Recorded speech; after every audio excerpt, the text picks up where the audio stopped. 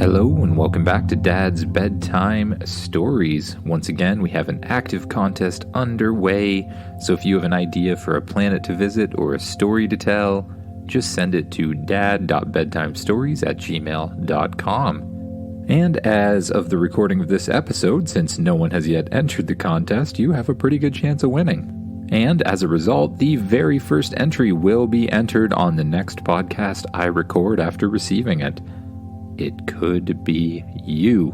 And now on to the episode. This is episode 36, The Evil Wizard. And once again, just get comfy in bed, lay back, close your eyes, and imagine yourself doing what the kid in the story does. You wake up in the morning, stretch and get out of bed, and you look over, and your staff is glowing and pulsing.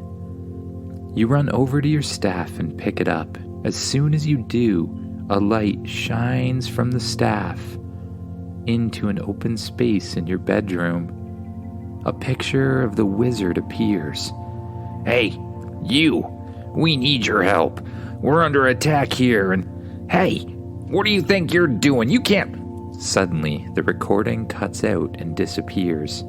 Oh no, you think. I have to get there as soon as possible. You hold the staff against your body, you close your eyes, and you try to imagine yourself in the wizard's training area. When you open your eyes, you're still in your bedroom. You think, okay, I need to get myself calmer and focused. So you close your eyes, you start to take long, deep breaths, you relax your shoulders and your body, and you let yourself go to the place that makes you happy and relaxed. You just think of a place where you remember feeling a sense of ease and a sense of calm. And not only do you imagine yourself being there, but you imagine yourself feeling how you felt at the time. Once you've become centered, you start to believe that you're in the wizard's training area. You focus on what it looks like, what it sounds like, and what it feels like to be there. You feel the staff start to glow, and a strange sensation comes over you. And when you open your eyes, you're there in the training area. You look around, and it looks like there's been a huge battle. There's broken pieces of stone and wall, but nobody's around at all. I wonder where they went and who it was. You walk to the center of the room, and laying on the ground there is some sort of glass orb that you've never seen before. You pick it up, and as soon as you do, a red glowing light appears and turns into a huge face. So, another trainee, huh? You think you can save the wizards, do you? Well, I'd like to see you try. I'll be waiting for you at my lair. Here is where you can find me. But I highly recommend you don't come. If I were you, I'd leave this place and go back to bed, says the giant face. But if you're brave enough, or, well, if you lack the intelligence to do the smart thing, just touch the orb one more time and say, "Transport." I'll be waiting for you. I don't think you should really show up, but if you do, I look forward to meeting a new wizard. The big face disappears and the orb falls to the ground and bounces a few times with a clunk. Okay. I mean, I can't just leave them alone. I really have to go save them. Well, no matter what it means, I'm gonna do the right thing, you say to yourself. You walk over, you pick up the orb, and you yell, "Transport!" A huge red light appears all around you. It starts swirling around your body like a tornado. Then your body starts to spin in a circle and gets sucked up through the roof and into the atmosphere. Eventually, you see yourself starting to curve down back towards the earth, with red glowing light surrounding you. You land in the center of a field. You get up and look around, and you don't see anything. You begin to slowly walk around the field, looking at your surroundings. There's green grass below you, a blue sky with a few fluffy clouds above you, and on every side you're surrounded by trees. You start to hear a rustle in the woods, and you look towards where it's coming from. The trees in that area start to shake, and then they start to fly out towards you. You quickly dive out of the way and roll, and the trees hit the ground beside you. But more trees just keep coming. You begin to run and run and run, dodging every tree that comes at you. And then you see 10 trees rise up into the air all together, and then shoot down towards you. You duck your head and crouch on the ground, and you feel the trees hit beside you. You get up and look around, and you see that you're surrounded by trees on every side. But then the trees start to move. Faces appear in them, and the branches start to move. The roots pop up out of the ground and lift the trees up and begin to walk around. The trees start to circle around you on every side. Then, one by one, they begin to attack.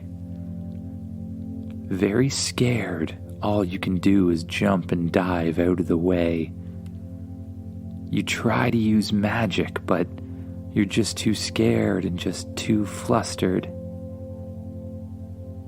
The trees grab a hold of you and pick you up in the air.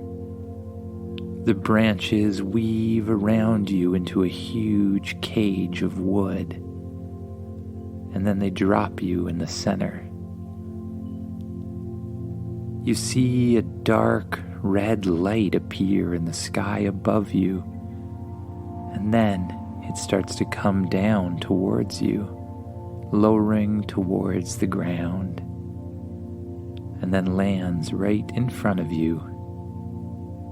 There you see a very strange-looking wizard wearing all red and black robes. "Well, you decided to come," says the wizard. "That was brave, but not very smart," says the wizard. "Now I'll give you one chance. What I want is that staff you have. I could use its powers, and you obviously can't. So give it to me now, and I'll let you go back home." I'm not giving you my staff, you say. This is my staff. "Oh, you're not gonna give it to me, eh? Well, I don't think you'd like to see what I can do. The wizard then starts to shoot blasts of red light at the trees around you. You feel them filled with anger and hate, and the trees disintegrate immediately upon being hit. The wizard hits all of the trees until they're completely dust, leaving you in the center. Now, you're next. A flash of red light comes and hits you. It starts to surround you and it feels very strange and very bad. But a voice appears in your head. Kid, it's all about belief. If you believe more than somebody else believes, nothing can stop you. Make your beliefs as strong as a mountain, and they'll start to feel like a little animal trying to push that mountain over. And just like a little animal trying to push a mountain, nothing's gonna get you. You close your eyes and you focus back on that place and that feeling of ease and happiness. Just thinking of a happy memory in a relaxing place. And as the feeling starts to come through your body, you imagine yourself transforming into an unmovable mountain. The red light that was surrounding you begins to have no effect. You open your eyes with a newfound sense of power and calm. A blue light starts to surround your body. You push the blue light out to meet the red light from the evil wizard, and you attempt to push the red away. But the harder you try, the worse it seems to get. So instead, you allow yourself to relax, and you let the blue light push it away with ease. And suddenly it starts to. The blue light easily pushes the red back, and then it surrounds the wizard. The wizard starts to float up into the air completely under your power. And you send them thoughts of goodness and calm and happiness. And then you transport them somewhere where they'll never hurt anybody again. You relax and sit down on the ground. Blue fire suddenly appears beside you, and the good wizard who trained you appears. Good job, kid, says the wizard.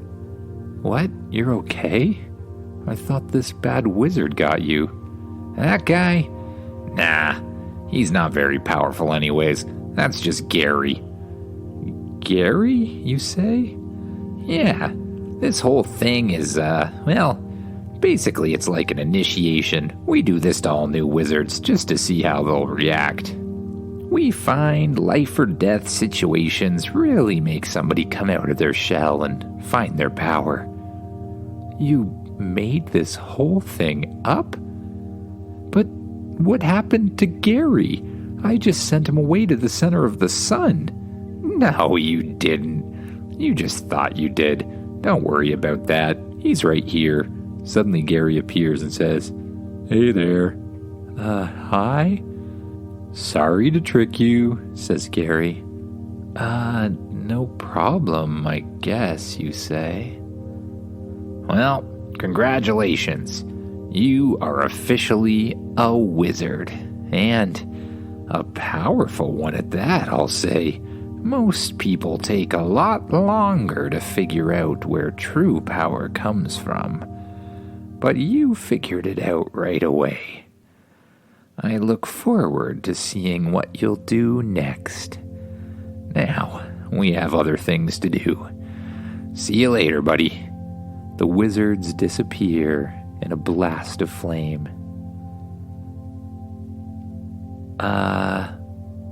You're just gonna leave me here, you think? I guess I do have the power to bring myself home. You allow the sense of calm to come over you once again. You close your eyes and you imagine yourself laying in your comfortable bed, imagining yourself sinking into the pillow and the covers. You feel a strange sensation come over you, and when you open your eyes, you're back in your bed, but you're feeling pretty sleepy.